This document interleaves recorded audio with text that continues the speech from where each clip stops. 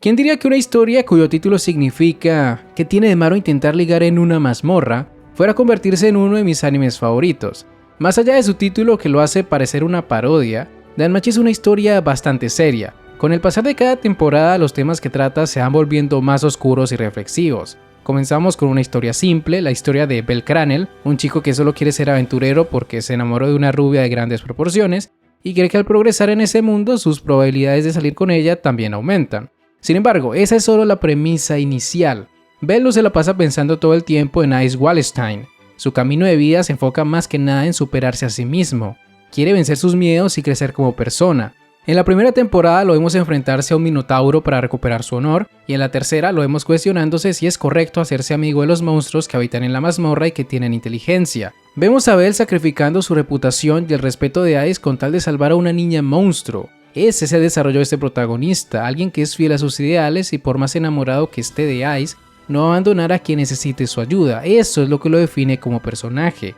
Es entonces cuando, después de todo este desarrollo, después de toda esta travesía, llegamos a la cuarta temporada. Una temporada que cambia gran parte de la fórmula previamente establecida. Ahora ya no seguimos la historia de Bell, seguimos la historia de Ryu. Y si bien el albino sigue teniendo gran parte del protagonismo, durante esta temporada su papel es más el de un coprotagonista. Y eso no es algo malo. No está mal que de vez en cuando la historia se centre en otros personajes. Bell es un gran protagonista, me cae bastante bien, pero a veces es necesario tener algo de aire fresco. Y la historia de Ryu llegó para recordarnos todo el potencial que tiene esta obra. Con el paso de las temporadas y con la rápida progresión de Bell, llega un punto en el que nos olvidamos de que la mazmorra, más que ser un lugar para divertirse, es una fortaleza llena de monstruos y peligros que no deben tomarse a la ligera. La maldad existe en el mundo de Danmachi, y así como algunos se dedican a explorar y trabajar de forma honesta, otros hacen dinero con la mazmorra usando todo tipo de prácticas ilegales. Desde que conocimos al personaje de Ryu se sabía que ocultaba algo. No era normal que alguien tan fuerte fuera una simple mesera. Algo debió ocurrirle para que terminara así, y con cada una de sus apariciones se podía notar que algo la inquietaba, que más que ser una heroína que ayudaba a los demás por puro altruismo, lo hacía por otras razones. En esta temporada finalmente se nos revela que Ryu estaba siguiéndole la pista a los sobrevivientes de Iblus, una organización criminal que en el pasado eliminó a toda su familia, la familia Astria. La cuarta temporada nos narra una historia de venganza. Después de investigar durante mucho tiempo, Ryu finalmente dio con los últimos miembros de esta facción criminal, y en su intento por terminar lo que había empezado hace años, terminó reviviendo los traumas de su pasado al tener que volver a enfrentarse contra el Juggernaut, el monstruo que había aniquilado a toda su familia. Danmachi no es un anime que se caracterice por ser sangriento. Si bien en las temporadas anteriores se tocaban temas serios y a veces habían momentos fuertes, la masacre de la familia Astria fue algo totalmente nuevo. El Juggernaut no tuvo piedad con nadie, fueron bastante gráficos con la muerte de cada compañera de Ryu y ni siquiera esa sangre negra que les gusta utilizar a veces redujo el impacto de la escena. La desesperación, la ira y el dolor de Ryu lograron ser transmitidos perfectamente por el anime, y la banda sonora que usaron en esa escena fue simplemente espectacular. Sin lugar a dudas, la masacre de la familia Astria ha sido la mejor escena de todo Danmachi. La impotencia de Ryu al no poder vengar a sus amigas, la ira de ser la única en sobrevivir, y el dolor que le causó saber que fue su ataque el que terminó con la vida de Alice, la persona que más admiraba, llevó a este personaje por un camino totalmente alejado de la justicia que tanto había predicado, y es a partir de este momento en el que el personaje cambia completamente. Uno de los temas que más se profundizan con el arco de Ryu es el significado de la justicia. Nadie tiene una respuesta clara. Después de todo es un concepto totalmente subjetivo. Para algunos la justicia es la ausencia de dolor, para otros es la felicidad o la tranquilidad, y en el caso de Ryu antes de la tragedia, la justicia significaba salvar a todo el mundo, pero tal y como le dijo Kaguya, quien era como su rival, salvar a todos es imposible. A veces hay que hacer sacrificios y llegará un momento en el que ella tenga que decidir aunque no quiera. A Ryu terminaron desarrollándola a las malas. No solo vio la muerte de sus compañeras, sino que además tuvo que experimentar la impotencia de ser la única en sobrevivir, de ser la elegida por las demás para vivir por los ideales de la familia. Para su capitana, Alice, no hay una respuesta correcta acerca de la justicia. Ella solo se limitaba a eliminar las falsas justicias, y es por eso que cuando le preguntaron quién debía sobrevivir, ella escogió a Ryu. Alice creía que ella podría encontrar una respuesta al tema de la justicia, dada su increíble terquedad. Lastimosamente, esa fe por parte de su amiga, más que ser una motivación de vida para Ryu, terminó convirtiéndose en una carga. La elfa ya no quería vivir tras lo ocurrido con su familia. Dedicó su vida entera a la venganza, esperando que en algún momento sus enemigos terminaran con su sufrimiento, pero no fue así.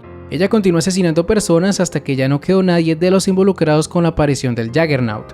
De alguna forma, ser encontrada por Ciri tras haber completado su venganza salvó la vida de Ryu. Ella se había convertido en un cascarón vacío, pero al volver a experimentar la calidez de otros, las cosas cambiaron, o eso es lo que parecía en un principio, porque cuando se enteró que Yura, el responsable de la muerte de su familia, seguía con vida, la ira volvió a cegarla. Ryu emprendió de nuevo el camino de la venganza, se ganó el odio de otros aventureros quienes la veían como una asesina, y por culpa de su terquedad, las personas que la estimaban y admiraban terminaron involucrándose en sus problemas. Cuando él se enteró que habían puesto una recompensa por su cabeza, no se lo pensó dos veces para ir a buscarla y aclarar la situación, pero no había mucho que aclarar.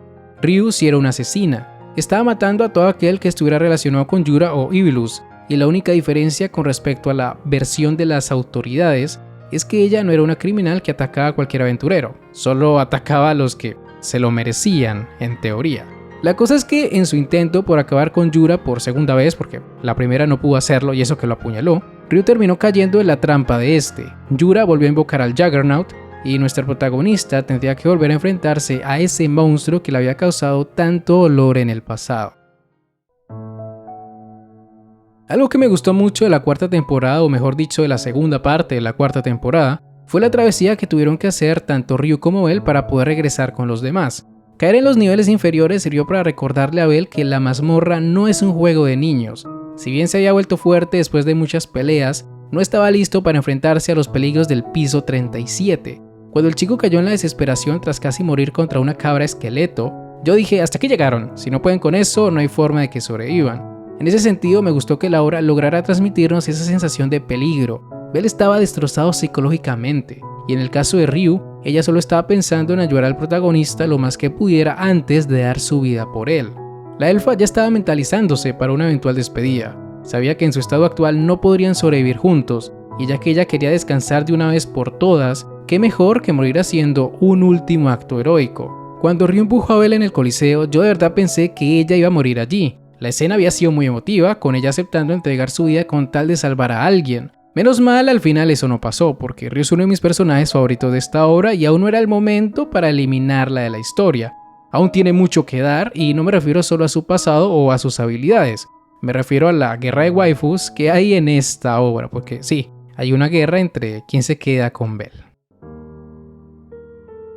Como todos saben, a Bell le gusta Ice, pero hay un montón de mujeres que lo desean con locura. Estia, Lily, Freya, Cir, etcétera, etcétera. Bell tiene muchas opciones para escoger, pero en mi opinión sus interacciones con Ryu en esta temporada me parecieron mucho más cercanas que las que había tenido con los demás personajes.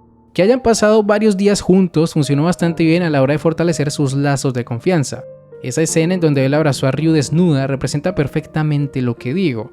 En esa escena Bell le dice que ahora entiende por qué muchos hombres quieren proteger a una mujer. No se había dado cuenta de lo pequeño que era su cuerpo, nunca la había visto como una mujer. Para él, Ryu era Vendaval, una heroína que representaba la justicia, pero tras ver su vulnerabilidad y tras conocer sus miedos y lamentos, Bell empatizó mucho más con ella. En el caso de la elfa, creo que sus reacciones dicen más que 1000 palabras. En los últimos capítulos se la pasó sonrojada y poco a poco se fue enamorando del protagonista. De hecho, en el último capítulo ambos tuvieron una cita y se dejó bastante claro que Ryu ya no puede dejar de pensar en Bell. E incluso le pidió un consejo a Alice, quien terminó la temporada diciéndole que no lo deje escapar. El enamoramiento de Ryu es perfectamente normal. Estaba en un momento de su vida en el que había perdido la fe en todo, en el que ya no quería seguir viviendo, y de alguna manera las palabras de Bell sobre que aún la consideraba una heroína, porque eso era lo que él había visto, la salvaron.